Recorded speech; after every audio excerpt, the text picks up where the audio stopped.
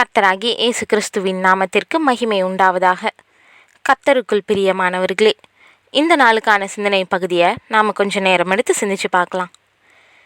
எத்தனை முறை சத்தியத்தை படித்தாலும், எவ்வளவு செய்திகளை கேட்டாலும், இன்னும் நமக்கு சவாலாக இருக்கிறது நமக்கு வரக்கூடிய பிரச்சனைகளையும் போராட்டங்களையும் சந்திக்கிறதும் சமாளிக்கிறதும் எப்படின்றது தான். தேவனை உண்மையாக நம்புறேன்றவங்க கூட சோதனை நேரங்களில் கொஞ்சம் தடுமாறித்தான் போயிடுறாங்க. சோதனைகளை சரியாக புரிஞ்சு கொள்ளவும் அதை சமாளித்து வெற்றி பெறவும் பலர் தவறி போயிடுறாங்க. ஏன் நம்மளுடைய வாழ்க்கையில் சோதனை வருதுன்றதை நாம் சரியாக நிதானிக்க முடியறதே இல்லை. எதுக்காக இந்த பிரச்சனை நமக்கு அனுமதிக்கப்படுதுன்றதை நாம் நேரம் எடுத்து புரிஞ்சு கொள்றதில்லை. எதையும் நிதானிக்காமல் புரிஞ்சிக்காமல் நாமளாக அந்த பிரச்சனைக்கு தீர்வு காண முயற்சி செய்கிறோமே ஒழிய அந்த பிரச்சனைகள் மூலம் நமக்கான தேவ திட்டத்தை நம்ம கவனிக்கிறதே இல்லை. தேவனுடைய சித்தத்தை தேடுறவங்களுக்கு பிரச்சனைங்க போராட்டங்க எல்லாம் ஒரு பெரிய காரியமே இல்லை. என்ன வந்தாலும் நம்பிக்கையில் உறுதியாக இருந்து தேவ சித்தம் நிறைவேற தங்களை விட்டு கொடுத்து ஜெயிக்கிறவங்க ரொம்ப குறைவு. பிரச்சனைகள் சோதனைகள் மூலம் ஏதாவது நன்மை இருக்குதான்னு கேட்குறவங்க உண்டு. அதனால் இன்றைக்கி இதை பற்றி இன்னும் ஆழமாக சிந்திக்க நம்ம நேரம் எடுத்துக்கொள்ளலாம். ஒரு கற்பனை கதை. ஆண்டவர்கிட்ட ஒரு விவசாயி கடுமையாக சண்டை போட்டான். உங்களுக்கு பயிர்களை பற்றி என்ன தெரியும்? நீங்கள் நினைக்கிறப்போ மழை அனுப்புகிறீங்க, தப்பான சமயத்தில் காற்றை வீச செய்கிறீங்க, இது பெரிய தொந்தரவாக இருக்குது. பேசாமல் இந்த வேலைங்களை விவசாயி ஒருத்தங்கிட்ட ஒப்படைச்சிருங்க அப்படின்னு சொன்னான். ஆண்டவர் உடனே, அப்படியா, சரி, இனிமேல் வெளிச்சம் மழை காற்று எல்லாம் உன்னுடைய கட்டுப்பாட்டிலேயே இருக்கட்டும்னு சொல்லிட்டு அவனுக்கு அந்த வரத்தை அருளிட்டு போயிட்டாரு. விவசாயிக்கு ரொம்ப சந்தோஷம்.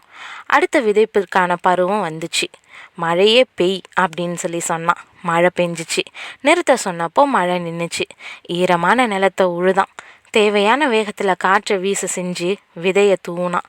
மழை வெயில் காற்று எல்லாமே அவன் சொன்ன பேச்சு கேட்டுச்சு. பயிர் நல்லா வளர்ந்துச்சு. வயல்வெளியை பார்க்கவே ரொம்ப ரம்மியமாக இருந்துச்சு. அறுவடை காலமும் வந்துச்சு. விவசாயி ஒரு கதிரை அறுத்து அதை உதிர்த்து திறந்து பார்த்தான்.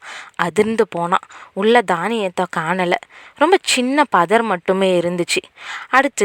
அதுக்கு அடுத்ததுன்ட்டு ஒவ்வொரு தானிய கதிராக வெட்டி எடுத்து உடச்சி பார்த்தா ஒன்றுலேயுமே தானியமே இல்லை. ஆண்டவரே அப்படின்னு கோபமாக கூப்பிட்டான். மழை வெயில் காற்று எல்லாத்தையுமே ரொம்ப சரியான விகிதத்தில் தானே நான் பயன்படுத்தினேன். ஆனாலும் பயிர்கள் பலன் கொடுக்கலையே, ஏன் அப்படின்னு கேட்டான். ஆண்டவர் புன்னகைத்தார். என் கட்டுப்பாட்டில் இருந்தப்போ காற்று வேகமாக வீசும். அப்போ பயிர்கள் அம்மாவை இறுக்கி கொள்ளக்கூடிய குழந்தைங்கள போல பூமிக்குள்ளே தங்களுடைய வேர்களை ரொம்ப ஆழமாக அனுப்பி பிடிச்சிக்கும். மழை குறைஞ்சா தண்ணீரை தேடி வேர்களை நாலா பக்கமும் அனுப்பும். போராட்டம் இருந்தாதான் தாவரங்கள் தங்களை பாதுகாத்துக்கிட்டு வலுவாக வளரும். எல்லாமே வசதியாக அமைச்சு கொடுத்ததுனால உன் பயிர்களுக்கு சோம்பேறித்தனம் வந்துடுச்சு. தளன்னு வளர்ந்துச்சே தவிர ஆரோக்கியமான தானியங்களை கொடுக்க அதுக்கு தெரியல அப்படின்னு சொன்னார்.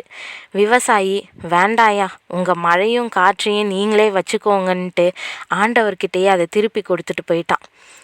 பிரியமானவர்களே, பிரச்சனைங்க நம்மளை போட்டு அழுத்தும் போது தான் நம்மளுடைய திறமை அதிகரிக்கும். இருட்டுன்னு ஒரு பிரச்சனை இருந்ததுனால தான் மின்சாரம் கண்டுபிடிக்கப்பட்டுச்சு.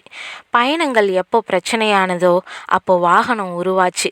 பிரச்சனைகளே இல்லாமல் இருந்துட்டா நம்ம சரியாக வளர முடியாது. பிரச்சனைகளும் உபத்திரவங்களும் நமக்கு நன்மை தான். இதை தான் சங்கீதக்காரன், கர்த்தாவே உமது வசனத்தின்படி உமது அடியேனை நன்றாய் நடத்தினீர். நான் உபத்திரவப்படுவதற்கு முன் வழி தப்பி நடந்தேன். இப்பொழுதோ உம்முடைய வார்த்தையை காத்து நடக்கிறேன். தேவரீர் நல்லவரும் நன்மை செய்கிறவருமாயிருக்கிறீர். உமது பிரமாணங்களை எனக்கு போதியும்.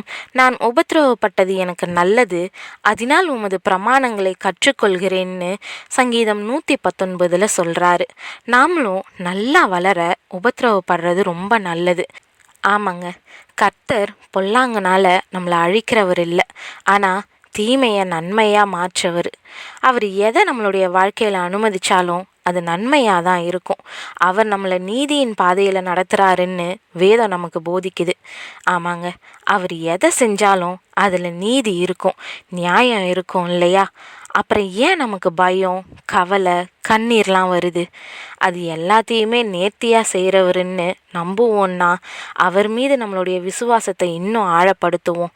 எந்த சோதனை வந்தாலும் கலங்காமல் இருப்போம். அதிலிருந்து கற்க வேண்டிய பாடத்தை கற்றுக்கொள்வோம். அவர் நமக்கு கொண்டு வரக்கூடிய நன்மையை நம்ம பெற்றுக்கொள்வோம். தேவன் தாமே கிருபையும் தயையும் செய்வாராக. ஆமேன்.